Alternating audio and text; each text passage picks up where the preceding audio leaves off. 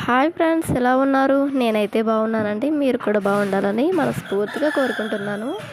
ఈ వీడియోలో అయితే మీకు కట్టెల పొయ్యిని మెత్తడం ఎలా అనేది చూపించబోతున్నాను క్లుప్తంగా. 2025 కంప్లీట్ అయిపోయి 2026లోకి అయితే స్టార్ట్ అయిపోయాము. అందరూ బాగుండాలని, అందులో నేను ఉండాలని మనస్ఫూర్తిగా కోరుకుంటున్నానండి. అలాగే నా వీడియోస్ చూస్తున్న వాళ్ళు ప్లీజ్ లైక్ చేయండి. వీడియో అయితే పూర్తిగా చూసేయండి. వీడియో చాలా బాగుంటుంది. ఇదివరకు రోజుల్లో కట్టెల పొయ్యిని యూజ్ చేసేవాళ్ళు. ఇప్పుడైతే తక్కువ కదండి. అమ్మ అయితే ఇంకా బయట నుంచి మట్టి అయితే తీసుకొచ్చింది. మట్టి గడ్డలాగా ఉంటాయండి, అవి అయితే తీసుకొచ్చి ఆ మట్టి గడ్డలని చెదగొట్టేసింది. రాయించుకుని చెదగొట్టేసిన తర్వాత దాంట్లో కొంచెం ఇసుక, అలాగే బూడిద ఉంటుంది కదండి, అది కలిపింది.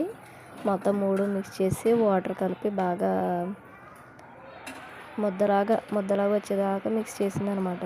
అదిగోండి, అది కూడా కలుపుతుంది. ఇసుక, మట్టి గడ్డలు ఉంటాయి కదా, అవి ఆ 3 అయితే చెదగొట్టేసి అందులో వాటర్ పోసేసి మెత్తగా వచ్చేటట్టు చేసింది అనమాట. ఎందుకంటే మరి అలుక్కోవడానికి బాగుండాలి కదండి, అందుకు. పొయ్యి కూడా పూర్తిగా పాడైపోయింది. ఒక పొయ్యి పెట్టాం, పక్కన పొయ్యి పొంత పొయ్యి అంటారు, అది పెట్టలేదండి. కట్టెల పొయ్యి మామూలుగా సింగిల్గా ఉన్నదే పెట్టాము. కొంతమంది డబుల్ పెట్టుకుంటారు. ఇదివరకు అయితే మాకు డబుల్ ఉండేది. ఇప్పుడైతే అది తీసి మామూలుగా ఇది ఒక్కటే చేసుకున్నాం అనమాట. అది కూడా పిచ్చలుగా వచ్చేసిందని ఇంకా అది పెట్టాం. సరేనండి, ఈ వీడియోలో నేను కర్రీ అయితే వండాను, అది కూడా చూపిస్తాను. ఇంటి పనులతో పాటు ఇక ఆ వీడియో కూడా చూపించబోతున్నాను.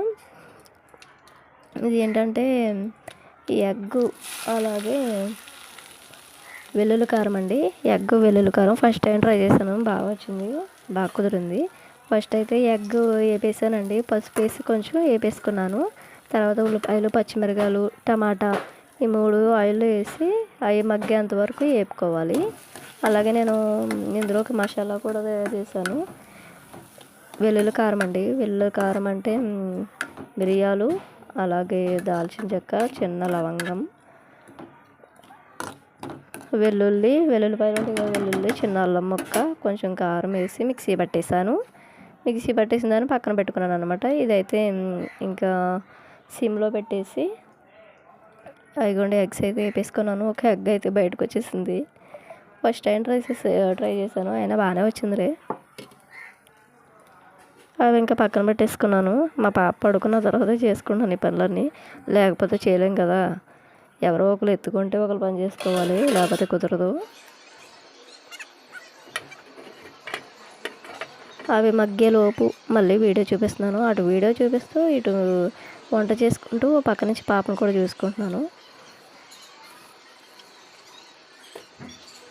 సర్లే అని ఇల్లు గుమ్మలు కూడా తుడిచేద్దామని అనుకున్నాను. ఆ కూర మగ్గేలోపు అమ్మ దగ్గరేమో వీడియో తీస్తున్నాను కదా, అది ఇంకా సర్లే ఇంకా ప్రాసెస్ అవ్వలేదని పాప పడుకుంది. సరే ఇంక ఈ లోపు ఇల్లు గుమ్మలు తుడిచేసుకుంటూ పని అయిపోద్ది కదా, అందుకే ఇంకా ఇల్లు గుమ్మలు తుడుస్తున్నాను. కొత్త వారు ఎవరైనా సరే ప్లీజ్ లైక్ చేయండి, నా ఛానల్, అలాగే కామెంట్ చేయండి. ప్రతి వీడియోలోనే చెప్తున్నానండి కామెంట్ చేయమని.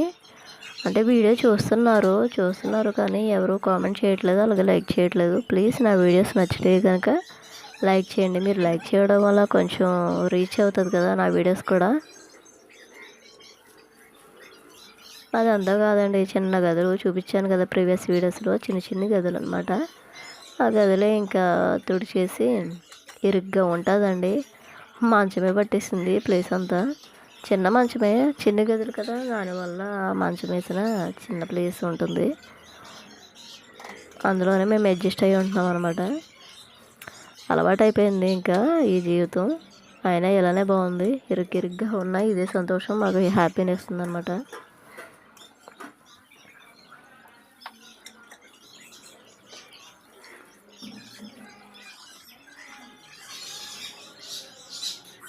పాపకైతే స్నానం చేయించేసి తనకి పాలు ఇచ్చేసి బొట్టు గట్ల అవన్నీ పెట్టేసి పడుకోబెట్టేశాను. ఇదిగోండి మెత్తే ప్రాసెస్ అయితే ఇదిగోండి. అది నానబెట్టాం కదా, నానబెట్టిన తర్వాత పొయ్యిని కూడా కొంచెం తడుపుకోవాలి వాటర్తో. తడిపేసుకున్న తర్వాత ఇంకా అలుకుతూ ఉండాలన్నమాట. వాటర్ పక్కన డొక్కులో వాటర్ పోసుకుంది కదా, మగ్గుతో ఆ వాటర్తో చల్లి తడి చేసుకుని మొత్తం పొయ్యి అంతా అలుగుతుంది అనమాట. కట్టెల పొయ్యి అంతా అలుగుతుంది. పాతకాలం రోజుల్లో ఇవన్నీ ఉండేయండి. నిజంగా పండగ వస్తే మొత్తం ఇల్లు గుమ్మాలు నలుపుకొని ముగ్గులు పెట్టుకుని పొయ్యి కూడా అలికి పొయ్యిని పోతురాజు అంటారండి. పప్పలు వండేటప్పుడు మా సైడ్ అయితే పప్పలు వండేటప్పుడు ఫస్ట్ తీసిన ఏదైనా పప్ప పొయ్యి మీద పెడతారు. ఏదైనా సరే, ఏ స్వీట్ అయినా ఏదైనా సరే పప్పలు వండుకున్నప్పుడు ఫస్ట్ తీసింది అయితే పొయ్యి మీద పెడతారు అనమాట. ఆ తర్వాత స్టార్ట్ చేస్తారు. ఎక్కువ తీసి పక్కన పెట్టుకుంటారు. మా సైడ్ అయితే పొయ్యిని పోతురాజుగా పూజిస్తారు. మీ సైడ్ ఎలా ఉంటుందో కామెంట్ చేసేయండి. మీ సైడ్ కూడా అలానే ఉంటాయి. ఇద్దరు కలిసి పని చేసుకుంటే ఎంతసేపు అండి పనులు అవ్వడం, అవును కదా. ఎప్పుడూ ఒకరికొకరు తోడుగా ఉండి పనులు చేసుకుంటే ఎంత సింపుల్గానే అయిపోతాయి పనులు. లాస్ట్కి అయితే వచ్చేసింది పొయ్యి మెత్తడం అయితే. అమ్మమ్మలు, నానమ్మలు ఇలా పాతకాలంలో ఉన్న వాళ్ళందరూ వాళ్ళు నిజంగా చాలా హెల్తీగా ఉండేవారంటే ఈ పొయ్యిల మీద వండే ఫుడ్ తిని, అలాగే మందులు లేని ఫుడ్ అయితే తింటారు కదా, అందుకే వాళ్ళు అంత హెల్తీగా ఉంటారు. వాళ్ళకి బీపీలు, షుగర్లు అటువంటివి ఏమి ఉండవు. ఇప్పుడు రోజుల్లో చిన్నపిల్లల కాడ నుంచి బీపీలు, షుగర్లు స్టార్ట్ అయిపోయి అలా అయిపోయింది కాలం. తలపోటు వచ్చిన ట్యాబ్లెటే, జ్వరం వచ్చిన ట్యాబ్లెటే, ఇవన్నిటికి ట్యాబ్లెట్లే. అందుకే మనం ఎలా ఉన్నామో అలా ఉన్నారు.